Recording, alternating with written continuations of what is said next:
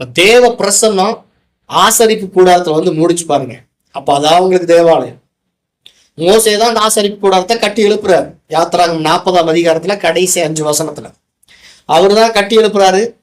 அவர் மூலமா தான் பழி செலுத்தப்படுது. தேவ பிரசன்னம் இப்ப என்ன ஆச்சுன்னா மேகம் போல அந்த ஆலயத்தை நினைச்சு அந்த கூடாரத்தை மூடிருச்சு.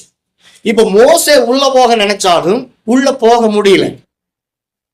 சொல்லுங்க, மோசேயாலேயே முகமுகமாய் தேவனை தரிசித்த கர்த்தருடைய தீர்க்கதரிசி மோசே, அவருக்கு அந்த கூடாரத்தை போட்டது அவராலே என்ன பண்ண முடியல. ஏன்னா தேவ மகிமை அவ்வளவு பெரிதா இருந்துச்சான். அல்லேலூயா. அந்த மகிமையை விட மிகவும் அதிக மகிமை உள்ளவர் இயேசு கிறிஸ்து.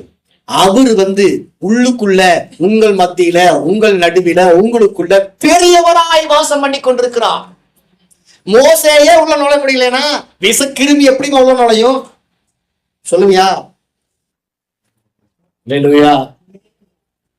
பெரியவர் எனக்குள்ள இருக்கிறாரு.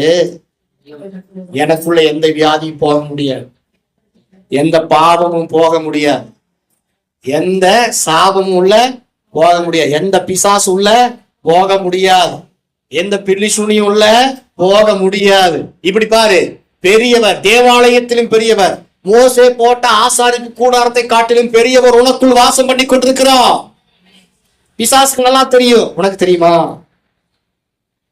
எங்க இருக்கிறாரா? 1 யோவான் 4:4 உங்களுக்குள் இருக்கிறார். எங்க இருக்கிறாரு? அந்த பெரிய தெய்வம், இஸ்ரவேலருக்கு வாக்கு பண்ணின அந்த பெரிய தெய்வம், இஸ்ரவேலர்களை 40 வருஷம் வனாந்தரத்துல கால் வீங்காம அவர்களை திடகாத்திரமா எந்த நோய் நொடி இல்லாம பாதுகாத்த அந்த பெரிய தெய்வமே உங்களுக்குள் வாசம் பண்ணி கொண்டிருக்கிறார். அல்லேலூயா. அப்ப அவர் உங்களுக்குள் இருக்கிறார். இதை விசுவாசிங்க. சொல்லுங்க, ஒரு நாளைக்கு 100 முறையாவது சொல்லுங்க. குறைஞ்சபட்சம் என்னென்னமோ சொல்றீங்க. பெரியவர் எனக்குள் இருக்கிறார். சொல்லுங்க, இயேசு பெரியவரா இருக்கிறார். இல்ல, இந்த பாட்டை பாடிருங்க, பெரியவர் எனக்குள்ளே.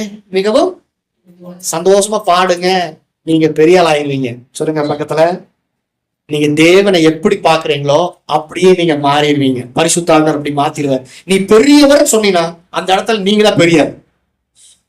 அல்லேலூயா.